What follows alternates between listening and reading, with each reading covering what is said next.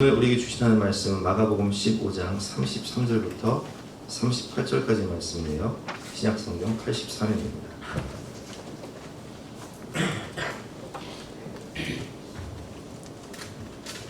한 절씩 교독하시겠습니다. 제9시가 되매 온 땅에 어둠이 임하여 제9시까지 계속하더니 제9시에 예수께서 큰 소리 지르시되 엘리 라마 사박다니 하시니 이를 번역하면 나의 하나님 어찌하여 나를 버리셨나이까 하는 뜻이라. 곁에 섰던 자 중 어떤 이들이 듣고 이르되 보라 엘리야를 부른다 하고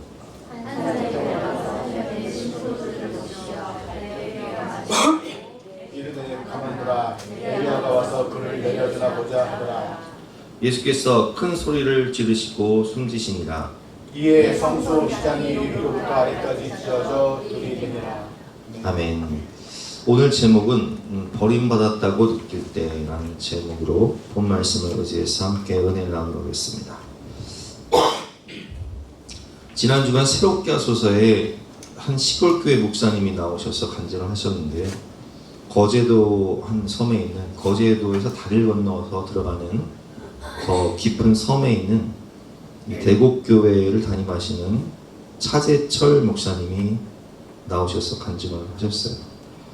아버지도 섬마을에서 목회를 하셨고 그 섬마을에서 목회하시면서 어린이 사역을 하셔서 큰 부흥을 경험하신 분이셨기 때문에 아버지와 함께 교회를 개척하고 또 어린이 사역의 부흥 경험이 있었던 이분을 그 섬에서 목회하시는 목사님이 암에 걸려서 돌아가시면서 유언처럼 부탁을 하신 거예요. 꼭 우리 교회에 오셔서 우리 교회가 어린 아이들의 웃음소리가 많이 들릴 수 있는 그런 교회가 될 수 있도록 좀 맡아달라고 그렇게 부탁을 하셔서 35살 나이에 신대원생 때 아내와 함께 그 섬으로 들어가서 목회를 시작하게 됩니다. 특별히 어린이 전도를 위해서 또 부부가 함께 아이들을 주중에도 불러서 영어도 가르치고 수학도 가르치고 여러 가지 공부방을 하면서 열심히 교회 사역을 했다고 하십니다. 그런데 그러던 중에 2년이 지났을 때 이 목사님이 37살 때죠. 아내가 너무나 사랑하고 충성스러웠던 아내가 암에 걸린 거예요. 첫째는 9살, 둘째는 2살밖에 안 되는데 암에 걸려서 투병생활을 하다가 그만 천국으로 가시게 됩니다. 근데 이 목사님께서 장례식을 진행하던 중에 주변 사람들이 참 하지 말아야 할 말을 하는 거예요. 아니 사모가 얼마나 섬에서 고생을 했으며 마음고생을 하고 몸고생을 했으면 저 젊은 나이에 저렇게 일찍 죽냐. 아니 시골에서 얼마나 고생을 했으면 남편이 얼마나 고생을 시켰으면 세상에 저 젊은 나이에 죽냐. 이런 말들을 하는 거예요. 사랑하는 아내를 잃은 것도 너무나 마음이 아픈데 이 사람들의 이 비수와 같은 말들이 이 목사님의 마음을 너무나 아프게 했어요. 하지만 이 목사님은 포기하지 않고 그 시골 마을에서 어린아이들 품고 또 두 자녀를 양육하면서 목회 사역을 계속 하셨는데 시시때때로 그때 장례식장에서 했던 그 말들이 생각이 나는 거예요. 근데 육체적으로도 왜냐면은 두 아이를 키워야 되고 또 목회 사역을 해야 되고 또 마을의 이장처럼 어르신도 돌봐야 되고 전도도 해야 되고 그러다 보니까 몸도 지치고 마음도 지치고 공황장애가 온 거예요. 정신적으로 공황장애가 오고 또 뇌경색이 오신 거예요. 여러분 이런 상황이 되면 여러분 같으면 어떤 마음이 있겠습니까? 내가 최선을 다해서 하나님께 충성하고 목회하면서 동네 사람들을 돌보고 또 자녀를 양육하고 최선을 다해 살았음에도 불구하고 들려오는 말들은 너무나 가슴 아픈 말들이고 비수 같은 말들이고 마치 내가 모든 사람에게 버림받은 것 같은 느낌. 우리는 살면서 그런 때를 경험할 수 있습니다. 지난 주간 우리 그 장모님이 시골에서 수술을 하셨는데, 지난 주간 수술하신 건 아니고 이제 얼마 전에 수술을 하셨는데 그게 잘 안 돼서 재수술을 하셨어요. 근데 재수술을 하셨는데 더 악화가 된 거예요. 그래서 자식들 입장에서는 좀 이게 수도권에 있는 큰 병으로 좀 모셔가야겠다 해서 장모님을 모시고 왔는데, 우리 서울에서도 가장 대표적인 그런 큰 병원에 가서 예약을 하고 갔더니 안 받아주겠다는 거예요. 근데 첫 선책으로 우리 집 근처에서 가장 큰 병원을 또 갔더니 밤새도록 검사만 하고 아침이 되니까 안 받아주겠다는 거예요. 그래서 사모가 밤을 샜어요. 그리고 또 다른 큰 대학병원을 또 갔어요. 조금 거리가 있어도. 또 그 병원에 가서 또 밤을 새면서 검사를 했더니 안 받아주겠다는 거예요. 다른 과를 가보래요. 또 다른 과를 갔더니 검사만 하고 검사비만 받고 또 안 받아주겠다는 거예요. 그렇게 5개 병원을 전전했어요. 결국은 모든 수도권 병원에서 거부를 해서 다시 지방에 계시던 그 병원으로 어제 내려가셨는데, 그런 일을 겪으면서 이게 정말, 여러분, 사람이 아프고 싶은 사람이 어디 있어요, 그렇죠? 늙고 싶은 사람이 어디 있습니까? 근데 우리가 늙는 걸 막을 수 없고 아픈 걸 막을 수 없잖아요. 근데 그런 걸 겪으면서 이게 사람이 병들고 아프면 정말 온 세상이 날 버려버리는구나, 그런 느낌이 들었어요. 여러분, 그렇습니다. 우리가 인생을 살면서 우리가 버림당했다고 느끼는 수많은 경험을 하게 됩니다. 젊은 시절에는 내가 너무나 사랑했던 사람에게, 연인에게 버림을 당하기도 하고, 또 평생을 헌신했던, 충성했던 일터나 직장에서 버림당하고 해고통보를 받기도 합니다. 심지어는 사랑했던 가족들, 온 세상이 날 버린 것 같은 이 깊은 상실감과 아픔을 겪을 때가 있습니다.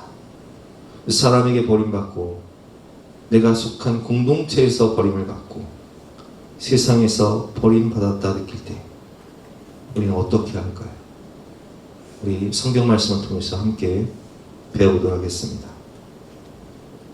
첫 번째로 우리는 우리의 아픔을 아시는 하나님께 나아가야 됩니다. 사람에게 나가면 안 돼요. 이 영화 실미도는 실화를 바탕으로 한 영화죠. 1968년 이 김신조 무장공비 사건 아시겠지만 31명의 무장공비가 박정희 대통령을 암살하기 위해서 청와대를 침투하게 되죠. 그 과정 가운데 지금은 묵상이 된 김신조 씨만 살아남고 나머지는 다 사살됐어요. 그래서 김신조 씨를 상표해서 어떻게 된 거냐 이제 신문을 하니까 우리는 박정희 대통령의 목을 따라왔다, 이렇게 얘기를 한 거예요. 그게 박정희 대통령이 복수하기 위해서 이 민간인 출신의 청년들을 비밀리에 투집을 해서 모아서 저 무인도 실미도라는 섬에서 3년 가까이 특수훈련을 시킵니다. 목적이 뭐예요? 김일성 암살을 위해서. 근데 국제 정세가 바뀐 거예요. 이제는 평화 모드로 간 거예요. 그러다 보니까 3년 동안 열심히 훈련을 받고 김일성만 죽이면 큰 보상을 해주겠다고 했던 이 청년들이 3년 훈련을 받는 과정 가운데 31명 중에서 똑같이 31명을 모았거든요. 7명이 훈련을 받으면서 죽어요. 얼마나 훈련을 강하게 시켰는지. 사람을 7명이 죽을 만큼 강한 훈련을 시켰는데 정책이 바뀌었어. 낙동강 오리알이 돼버린 거예요. 어쩌면 이 사람들이요, 소문은 우리가 제거당할 수도 있다. 왜냐면 비밀 조직이니까. 그 두려움에 잡힌 이 사람들이요, 기관병들을 살해하고 12명을 살해하고 버스를 탈취해서 청와대로 올지란 거예요. 우리 어르신들은 다 아시겠지만 대방동 유한양 앞에서 전투가 벌어지고 결국은 이 사람들이 스스로 수탄을 터뜨려서 그 자리에서 대부분 사망하고 살아남은 4명도 결국은 사형 선고를 받지 않습니까? 내가 속한 조직에서 심지어는 조국에게 버림받은 사람들. 근데 그 버림받았다는 그 분노 때문에 복수하기 위해서 사람에게 찾아가다가 너 죽고 나 죽자 하다가 결국 이렇게 불쌍하게 인생을 마감하신 분들이 있습니다. 여러분, 우리가 살다 보면 내가 속한 공동체나 혹은 사람이나 가족들에게 버림받을 수 있어요. 그런데 그때 그 사람에게 찾아가 복수하기 위해서 너 죽고 나 죽자 이런 방식으로 하게 되면요, 내 인생 자체가 무너지는 거예요. 비참하게 되는 거예요. 뭐 헤어진 연인 때문에 고통스러워하다가 버림받았다는 배신감 때문에 그 여인을 찾아가서 그 연인을 칼로 죽이고 나도 죽고 뭐 이런 뉴스들 많지 않습니까? 여러분, 버림받았다고 해서 사람에게 찾아가서 내가 복수하면 안 돼요. 그럼 너 죽고 나 죽고 되는 거예요. 모두가 죽는 거예요. 그럼 어떻게 해야 돼요? 우리는 우리의 아픔을 아시는 주님께 나가야 됩니다.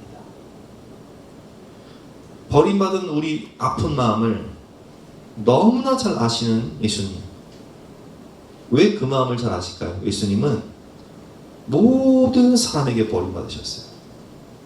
자신이 3년 반 동안 함께 동거동락하면서 사랑했던 제자들에게, 그리고 가족들에게, 그리고 예수님이 치유해줬던 모든 사람들에게 예수님은 짓밟힌 장미꽃처럼 버림을 당하셨어요. 그렇기 때문에 우리 주님은 버림받은 사람의 마음을 너무나 잘 아신다는 거예요. 여러분, 베드로가 예수님 부인할 때 어떻게 부인하죠? 예수님이 붙잡히기 전날 밤 그는 성찬식을 하면서 이렇게 고백을 해요. 모두 주를 버릴지라도 나는 결코 버리지 않겠습니다. 내가 주와 함께 죽을지언정 나는 부인하지 않겠습니다. 사나이 베드로는 당당하게 얘기합니다. 그러나 막상 그는 예수님께서 신문을 받으실 때에 자기가 예수님의 제자라는 것이 드러날까 봐, 같이 십자가의 고통을 받을까 봐 한 소녀 앞에서 이렇게 외칩니다. 그가 저주하며 맹세하여 이르되 나는 그 사람을 알지 못하노라. 심지어 예수님을 저주해요. 그러면서 3번이나 부인한단 말이에요. 예수님 그 얘기를 다 들으세요. 내 목숨보다 사랑했던 제자, 수제자가 나를 저주하는 그 말씀을 다 들으시는 거예요. 그리고 오늘 본 말씀을 보면 예수님은 심지어 하나님에게조차 버림을 당하셨다라고 고백을 합니다. 34절 말씀이죠. 엘리 엘리 라마 사박다니 하시니, 이를 번역하면 나의 하나님 어찌하여 나를 버리셨나이까.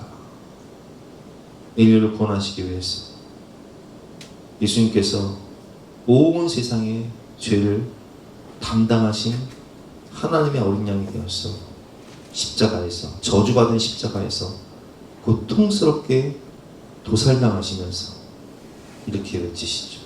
엘리 엘리 라마 사박다니. 나의 하나님 어찌하여 나를 버리셨나이까. 그렇기 때문에 예수님은 버림받은 사람의 마음을 너무나 잘 아신다는 거예요. 주님은 우리를 구하시기 위해서 스스로 십자가의 죽음의 길을 가십니다. 예수님 자신을 자기가 버린 거예요. 살아갈 길이 있었고 살 힘도 있었지만 12분간이나 더 되는 하늘의 천군 천사를 동원하실 수 있음에도 불구하고 온 인류를 구원하기 위한 사랑의 십자가를 지시기 위해서 스스로 걸어가신 길이에요.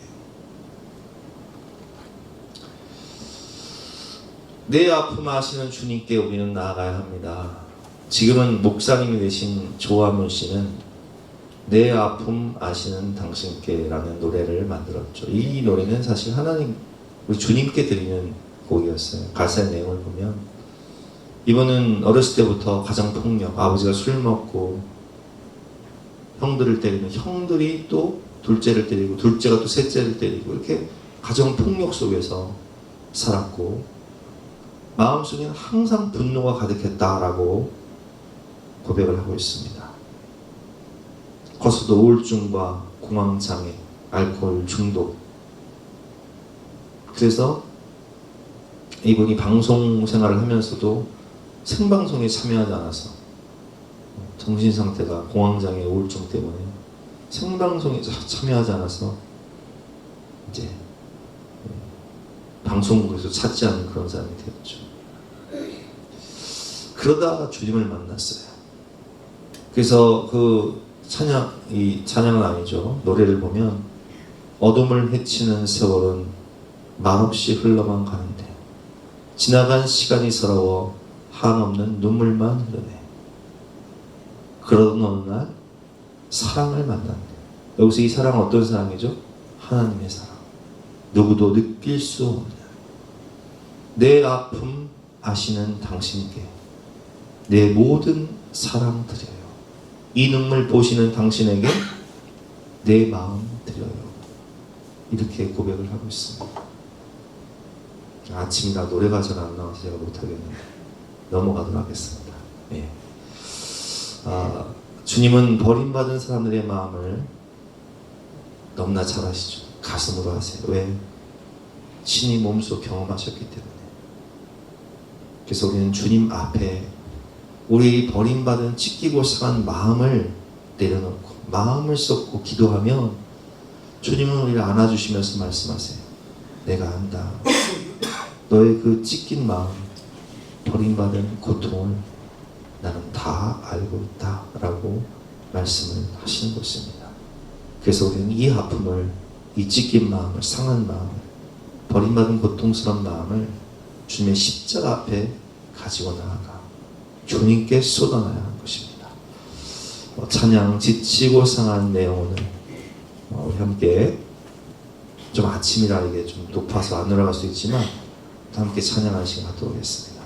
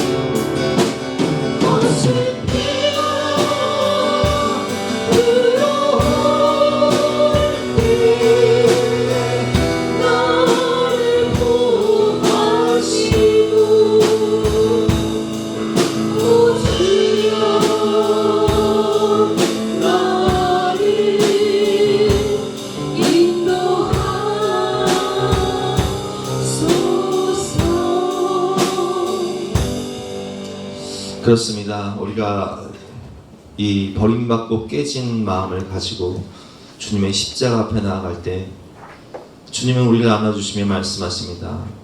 내가 안다. 내가 다 안다. 내가 가슴으로 안다. 말씀하시며 우리를 안아주시는 것입니다. 두 번째로 주님은 우리를 절대로 버리지 않고 우리와 영원토록 세상 끝날까지 함께 하시겠다 약속을 하고 계십니다. 사람은 우리를 버릴 수 있지만 주님은 절대로 우리를 버리지 않으십니다. 버림받았다고 느낄 때 우리는 주님의 은혜의 보좌 앞에 담대히 나아가야 합니다. 히브리서 4장 14절 말씀 보면 그러므로 우리에게 큰 대제사장이 계시니 승천하신 이 곧 하나님의 아들 예수시라. 우리가 믿는 도리를 굳게 잡을지어다. 우리에게 있는 대제사장은 우리의 연약함을 동정하지 못하실 이가 아니요 모든 일에 우리와 똑같이 시험을 받으신 이로되 죄는 없으시니라. 여러분, 우리 주님은요 우리와 똑같이 시험을 받으셨어요. 예수님께서 가난한 자들의 마음을 모르실까요? 예수님이 배고픈 사람들의 마음을 모르실까요? 예수님은 40일 금식하신 분이세요. 예수님께서 집 없는 사람들의 마음을 모르실까요? 예수님 머리 길 곳조차 없으셨어요. 예수님께서 병든 사람, 몸이 아픈 사람들의 마음을 모르실까요? 예수님 십자가에서 몸 찢기고 피 흘리실 때 못 박히시고 채찍 맞으시고 물과 피를 다 쏟으신 분이세요. 예수님께서 버림받은 사람들의 마음을, 외롭고 괴로운 사람들의 마음을 모르실까요? 예수님은 모든 사람에게, 그리고 심지어 하나님에게조차 버림을 받으셨던 분이에요. 그렇기 때문에 우리에게 있는 대제사장은 우리의 연약함을 동정하지 못하실 이가 아니요 모든 일에 우리가 똑같이 시험을 받으신 분이시기 때문에, 겪으신 분이시기 때문에 우리가 그 은혜의 보좌 앞에 나아가 주님, 주님, 주님 이렇게 주님만 불러도 주님은 우리를 불쌍히 여기시고 우리를 안아주시며 우리에게 은혜를 베풀어 주시는 분이십니다. 16절 말씀 같이 한번 보겠습니다. 시작. 그러므로 우리는 긍휼하심을 받고 때를 따라 돕는 은혜를 얻기 위하여 은혜의 보좌 앞에 담대히 나아갈 것입니다. 은혜의 보좌 앞에 나아가 마음을 쏟고 이 상한 마음, 찢긴 마음, 버림받은 마음을 십자가 앞에 내려놓고 기도하면 주님은 우리에게 찾아오셔서 우리 마음을 위로하실 뿐만 아니라 우리에게 은혜를 베풀어 주시는 거예요. 헤어졌다고 낙심하지 마세요. 하나님 더 좋은 사람을 주시는 거예요. 그 공동체에서 버림받았다고 낙심하지 마세요. 하나님은 더 좋은 길로 예비하시고 우리에게 가장 좋은 것을 주시는 분이 하나님이시기 때문에 때를 따라 돕는 은혜를 베풀어 주시되 각자에게 가장 좋은 사람을 붙여주시고 더 좋은 공동체를 만나게 하시고 더 좋은 길로 인도하시는 분이 우리 주님이시라는 거예요. 내가 믿었던 공동체도 사람도 심지어 가족도 나를 버릴 수 있지만 주님은 세상 끝날까지 영원토록 함께 하십니다. 언젠가 이 두산의 왕조를 이끌었던 니퍼트라는 외인 투수가 이 잠실 구장이 이제 올해 마지막으로 올스타전을 하면서 이제 문을 닫고 철거되는데 거기서 인터뷰를 하면서 그렇게 인터뷰를 하더라고요. 자신은 두산 왕조 시절에 다른 팀에서 스카우트 제의가 있었다는 거예요. 많은 제의가 있었지만 자신은 팀을 생각해서 가지 않았다. 하지만 팀은 자기를 버렸다. 외인 투수가 조금이라도 실력이 떨어지면 프로색인 냉정하니까 외인을 교체해버리는 거예요. 그래서 니퍼트가 이 두산 왕조를 이끌던 선수였는데 KT로 이적하는 바람에 영구 결변을 받지 못했어요. 여러분, 그렇습니다. 세상은 그래요. 세상은 내가 아무리 충성하고 내가 아무리 희생해도 언제든 나를 버릴 수 있어요.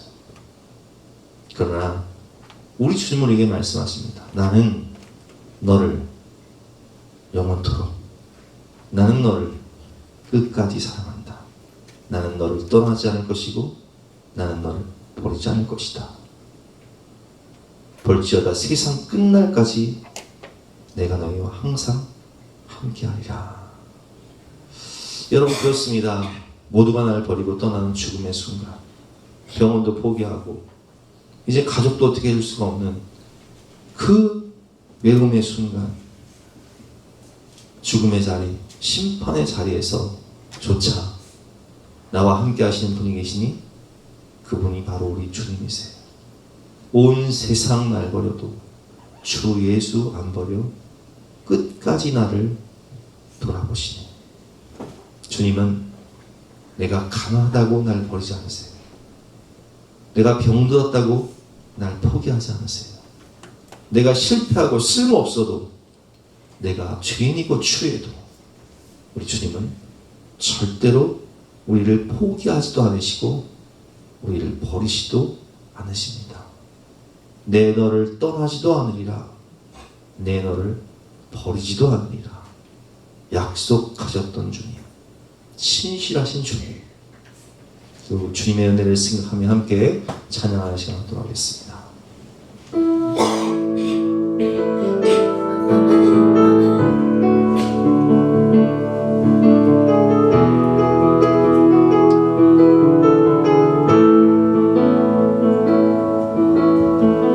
하나님 한 번도 나를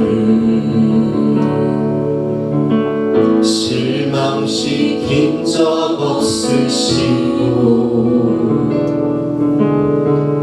언제나 공평과 은혜로 나를 지키셨네.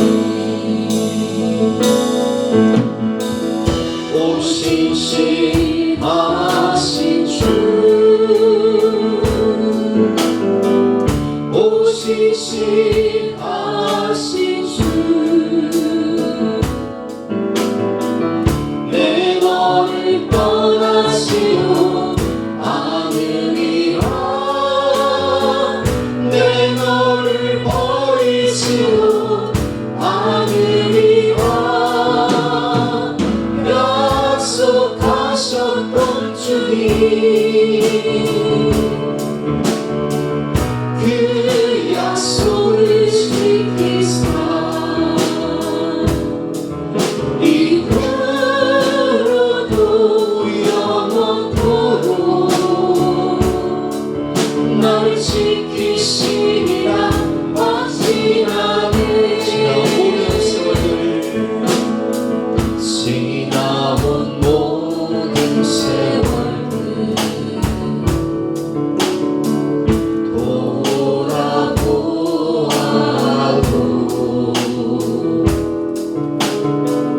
그 어느 것 하나 주의 손길 안 미친 것 전혀 없네.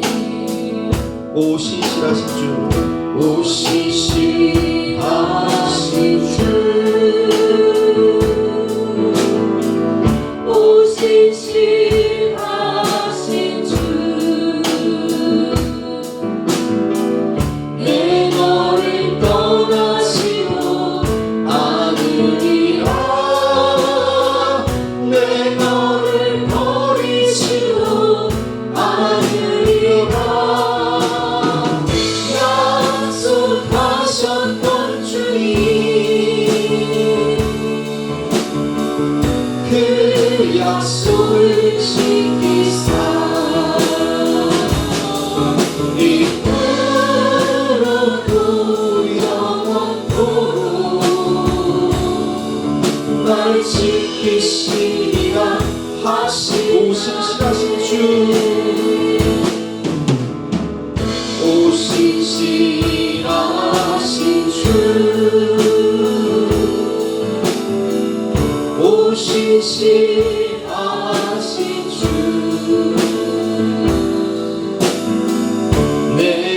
나를 떠나시고 않으리라. 내 너를 버리시고 않으리라. 약속하셨던 주님, 그 약속을 지키사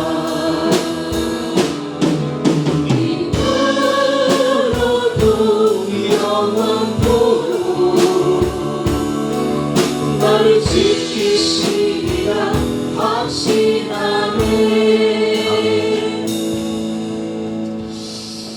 세 번째로 우리가 버림받았다고 느꼈을 때 하나님께 나아가서 하나님께 맡기면 하나님은 우리 마음의 중심을 아시고 보시고 은혜로 갚아주시는 분이십니다. 성경을 보면 다윗이 사울에게 쫓겨다녀요. 잘못한 것도 없는데 나라를 위해서 충성하고 블레셋과의 전쟁에서 계속 승리하면서 그저 백성을 구원하기 위해서 충성한 것뿐인데 사울에게 악신이 들어서 시기심이 발동하니까 다윗을 죽이기 위해서 쫓아다니는 거예요. 그렇게 추격을 당하던 중에 사무엘상 23장을 보면 사람들이 다윗에게 전하이르되 보소서 블레셋 사람이 그일라를 쳐서 그 타작마당을 탐차했더이다. 그일라라는 지역에 블레셋 사람들이 침략해서 출산 곡식들 다 뺏어가는 거예요. 그때 다윗은 하나님께 기도합니다. 이에 다윗이 여호와께 묻자와 이르되 내가 가서 이 블레셋 사람들을 치리이까?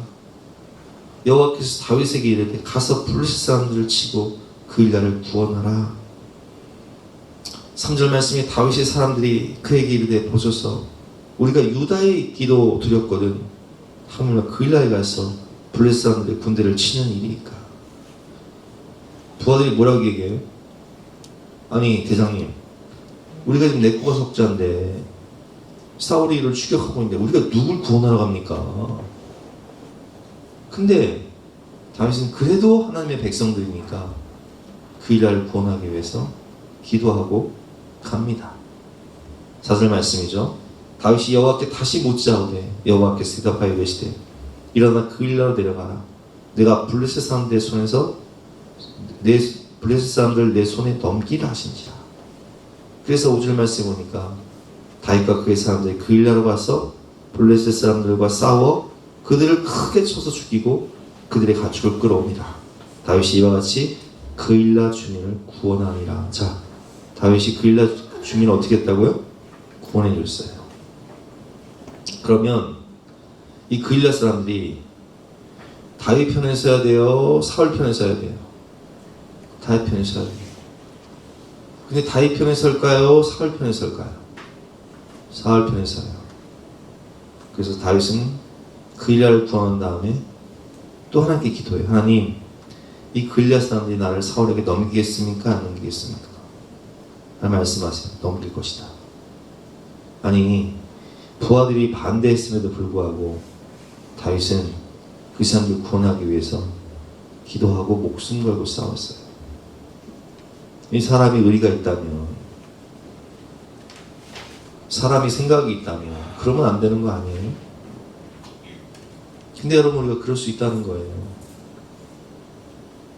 내가 평생을 그 사람을 위해서 헌신하고 희생하고 내가 손해보며 살았고 그 공동체를 위해서 헌신하며 살았는데 그 사람은 나를 버려.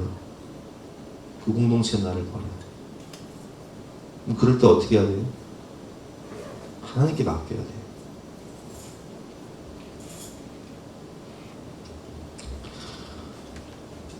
다윗은 그들에게 복수하지 않고 조용히 떠납니다. 그리고 심지어 세월이 흘러 왕이 되었을 때 아들 압살롬이 반역을 해요. 다른 사람도 아니고 가장 사랑했던 아들이 뒤에서 칼을 꽂는 거예요. 근데 그때도 다윗이 압살롬을 피해 다닐 때에도 시편 3편을 쓰는데 그는 하나님을 바라봅니다. 여호와여 나의 대적이 어찌 그리 많은지요. 이런 나라를 치는 자가 많으니이다. 2절 시작.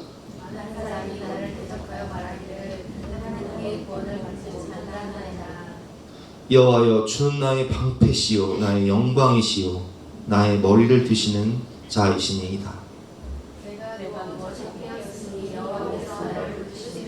천만인이 나를 에워싸 진친다 하여도 나는 두려워하지 아니하리이다.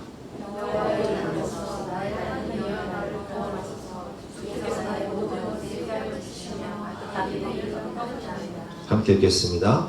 구원은 여호와께 있사오니 주의 복을 주의 백성에게 내리소서. 셀라. 구원은 하나님께 있습니다. 여러분, 그렇습니다. 우리가 억울한 일을 당하고 내가 그 공동체를 위해서, 그 사람을 위해서 그렇게 희생하고 사랑하고 충성했음에도 불구하고 그 사람은 내 뒤에 등에 칼을 꽂을 수 있어요.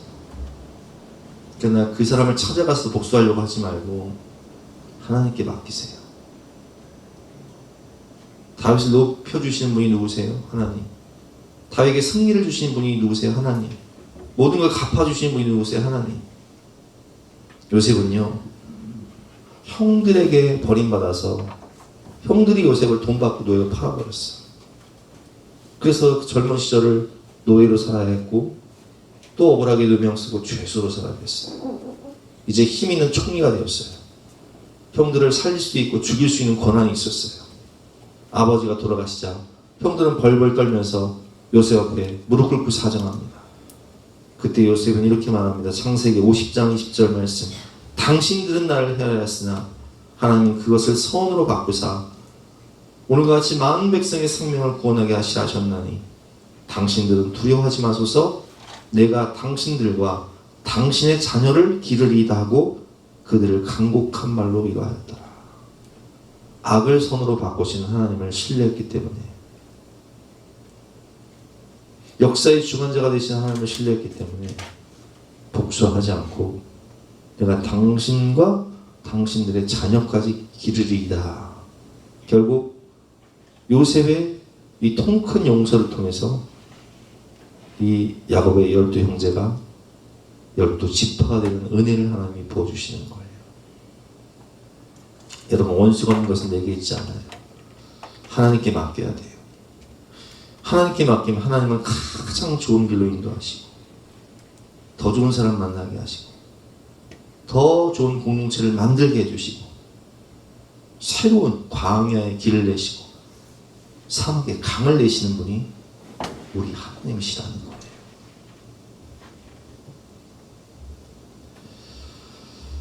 버림받고 깨진 마음을, 그 삶을 주님께 맡기시기 바랍니다. 하나님의 때에 하나님의 방법으로 하나님께서는 풍성한 은혜로 갚아주시는 분이십니다.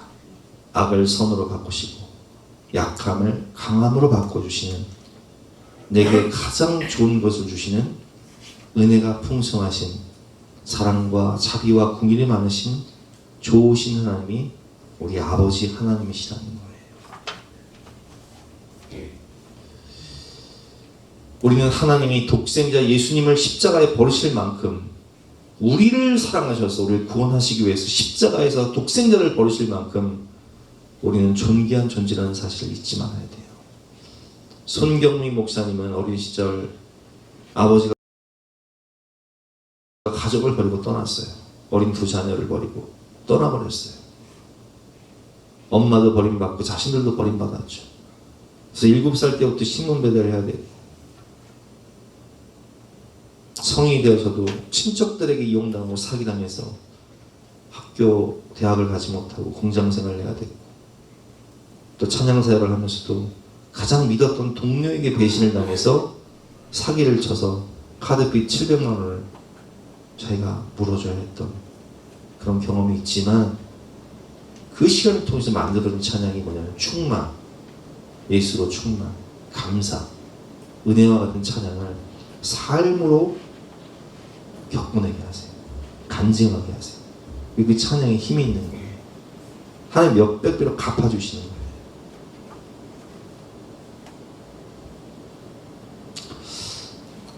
시간이 됐으니까 여기까지만 하시고 우리 함께 찬양하는 시간 하도록 하겠습니다. 여러분, 내가 폭풍 속을 걷고 있을 때, 그 괴로움의 시간에도, 버림받은 시간에도 우리는 혼자 걷는 것이 아니라 주님이 함께 하신다는 사실을 믿고 믿음으로 하나님께 모든 걸 맡기시는 저와 여러분 되시길 바랍니다.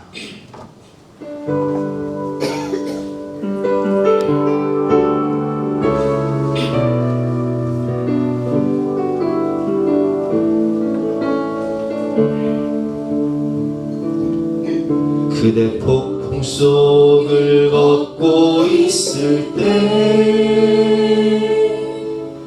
비바람을 마주해야 할 때 불빛조차 보이지 않아도 그대 혼자 걷지 않을 걸. 다시 한번 찬양합니다. 그대 폭풍 속을 걷고 있을 때 비바람을 마주해야 할 때 불빛조차 보이지 않아도 그대 혼자 걷지 않을 거예요.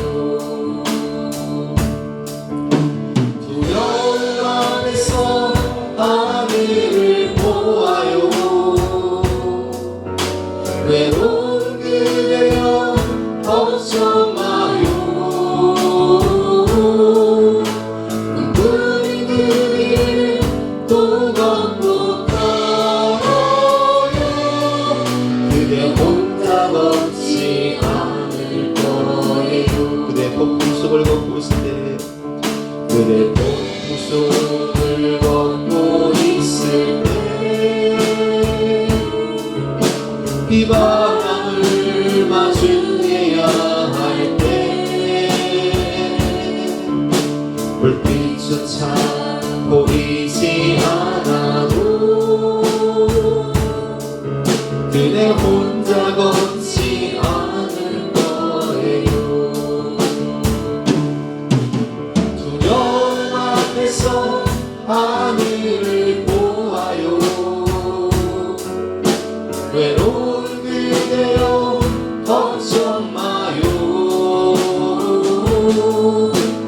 그 길 또 걷고 가요. 그대 혼자 걷지 않을 두려움 앞에서 하늘을 보아요. 두려움 앞에서 하늘을 보아요. 외로운 그대여 걱정 마요. 그 길 또 걷고 가요. 그대 혼자 걷지 않을 거예요.